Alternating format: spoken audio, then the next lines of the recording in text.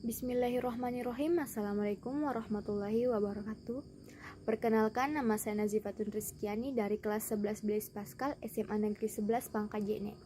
Pada kesempatan kali ini saya akan menjelaskan materi tentang sistem dan dinamika demokrasi Pancasila pada pertanyaan uji kompetensi 2.1. Apa yang dimaksud dengan demokrasi? Demokrasi memiliki 3 pengertian. Yang pertama menurut bahasa Latin, yang kedua menurut KBBI, dan yang ketiga menurut Abraham Lincoln. Kata demokrasi berasal dari 2 kata dalam bahasa Yunani atau bahasa Latin, yaitu demos yang berarti rakyat dan kratos atau kretein yang berarti pemerintahan, sehingga demokrasi dapat diartikan sebagai pemerintahan rakyat. Menurut Kamus Besar Bahasa Indonesia atau KBBI, demokrasi merupakan istilah politik yang berarti pemerintahan rakyat. Hal tersebut dapat diartikan bahwa dalam sebuah negara demokrasi, kekuasaan tertinggi berada di tangan rakyat dan dijalankan oleh rakyat atau wakil-wakil yang mereka pilih di bawah sistem pemilihan bebas. Dalam pandangan Abraham Lincoln, demokrasi adalah suatu sistem pemerintahan dari rakyat, oleh rakyat, dan untuk rakyat. Artinya, rakyat dengan serta-merta mempunyai kebebasan untuk melakukan semua aktivitas kehidupan, termasuk aktivitas politik, tanpa adanya tekanan dari pihak manapun. Karena, pada hakikatnya, yang berkuasa adalah rakyat untuk kepentingan bersama. Jelaskan macam-macam demokrasi. Macam-macam demokrasi terbagi menjadi 3. Yang pertama, berdasarkan titik berat perhatiannya.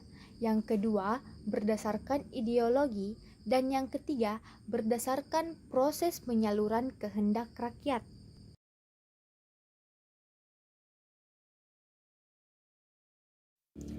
Berdasarkan titik berat perhatiannya, demokrasi formal yaitu suatu demokrasi yang menjunjung tinggi persamaan dalam bidang politik, tanpa disertai upaya untuk mengurangi atau menghilangkan kesenjangan dalam bidang ekonomi. Demokrasi material yaitu demokrasi yang dititik beratkan pada upaya menghilangkan perbedaan dalam bidang ekonomi, sedangkan persamaan dalam bidang politik kurang diperhatikan, bahkan kadang-kadang dihilangkan. Demokrasi gabungan yaitu bentuk demokrasi yang mengambil kebaikan serta membuang keburukan dari bentuk demokrasi formal dan material. Demokrasi berdasarkan ideologi.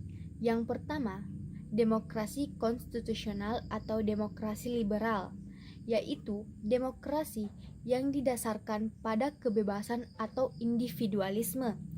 Ciri khas pemerintahan demokrasi konstitusional adalah kekuasaan pemerintahannya terbatas dan tidak diperkenankan banyak melakukan campur tangan dan bertindak sewenang-wenang terhadap rakyatnya.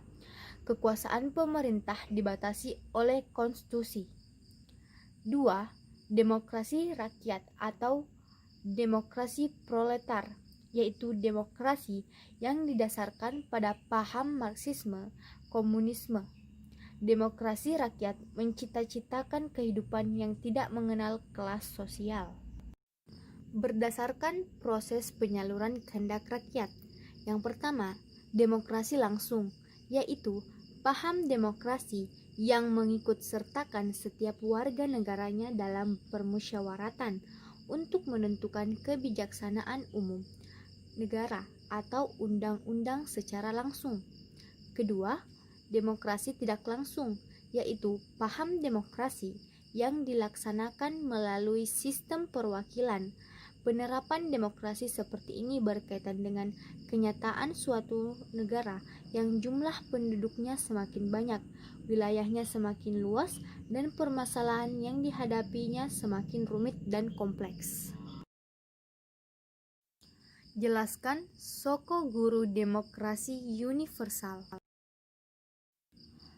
Soko guru demokrasi adalah pilar untuk membangun tatanan demokrasi di mana pilar atau pillar demokrasi mendukung pembentukan demokrasi. Ini adalah indikator untuk penilaian sejauh mana demokrasi diterapkan dengan benar. Tidak ada demokrasi jika postingan atau pilar ditegakkan. Sedangkan universal artinya meluas. Jadi soko guru demokrasi universal adalah pilar atau pondasi untuk membangun tatanan demokrasi secara mendunia. Pilar soko guru demokrasi universal terbagi menjadi beberapa bagian. Yang pertama, kedaulatan rakyat.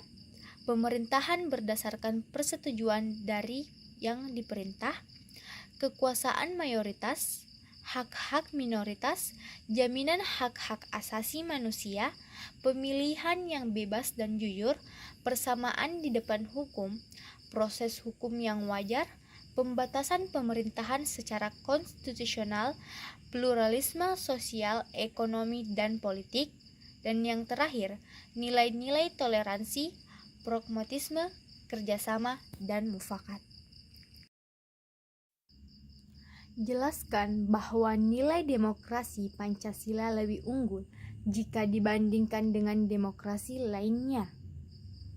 Demokrasi Pancasila memang sangat sesuai dengan kepribadian bangsa Indonesia, sebab karena digali dari tata nilai sosial budaya sendiri.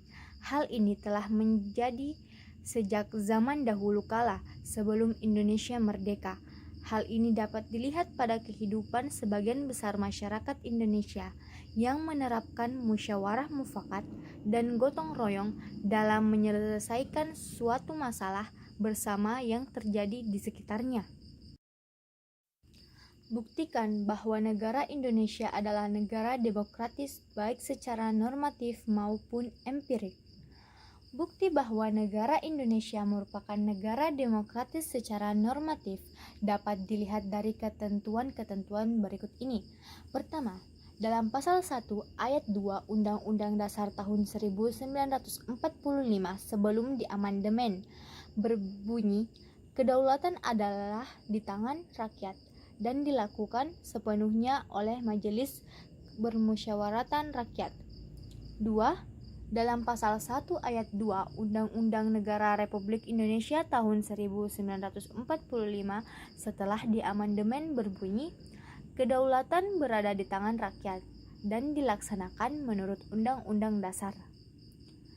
Ketiga, dalam Konstitusi Republik Indonesia Serikat pasal 1 ayat 1 berbunyi, Republik Indonesia Serikat yang merdeka dan berdaulat ialah suatu negara hukum yang demokratis dan berbentuk federasi. Dalam Konstitusi Republik Indonesia Serikat pasal 1 ayat 2 berbunyi, kekuasaan kedaulatan Republik Indonesia Serikat dilakukan oleh pemerintah bersama-sama Dewan Perwakilan Rakyat dan Senat. Dalam Undang-Undang Dasar 1950 pasal 1 ayat 1 berbunyi, Republik Indonesia yang merdeka dan berdaulat ialah suatu negara hukum yang demokratis dan berbentuk kesatuan.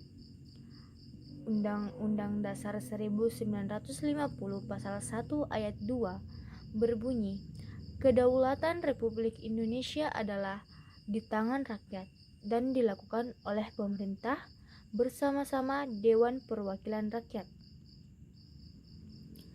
Bukti bahwa negara Indonesia merupakan negara demokratis secara empirik dapat dilihat dari alur sejarah politik di Indonesia, yaitu pada pemerintahan masa Revolusi Kemerdekaan Indonesia tahun 1945 sampai dengan 1949, pemerintahan parlementer 1949 sampai dengan 1959, pemerintahan demokrasi terpimpin 1959 sampai dengan 1965, pemerintahan Orde Baru 1965 sampai dengan 1998, dan yang terakhir pemerintahan Orde Reformasi 1998 sampai saat ini.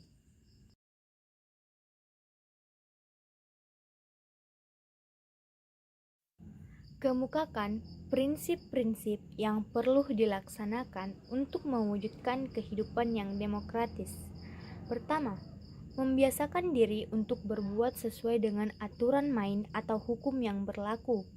Kedua, membiasakan diri untuk bertindak demokratis dalam segala hal. Ketiga, membiasakan diri untuk menyelesaikan persoalan dengan musyawarah. Keempat, membiasakan diri untuk mengadakan perubahan secara damai, tidak dengan kekerasan. Kelima, membiasakan diri untuk memilih pemimpin melalui cara-cara yang demokratis. Keenam, saling menggunakan akal sehat dan hati nurani dalam musyawarah. Ketujuh, menuntut hak setelah melaksanakan kewajiban. Kedelapan, selalu mempertanggungjawabkan hasil keputusan musyawarah kepada Tuhan Yang Maha Esa, masyarakat, bangsa, dan negara, bahkan diri sendiri.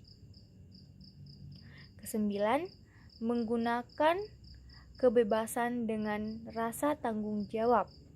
Kesepuluh, menghormati hak orang lain dalam menyampaikan pendapat. Dan yang terakhir, membiasakan diri untuk memberikan kritik yang bersifat membangun.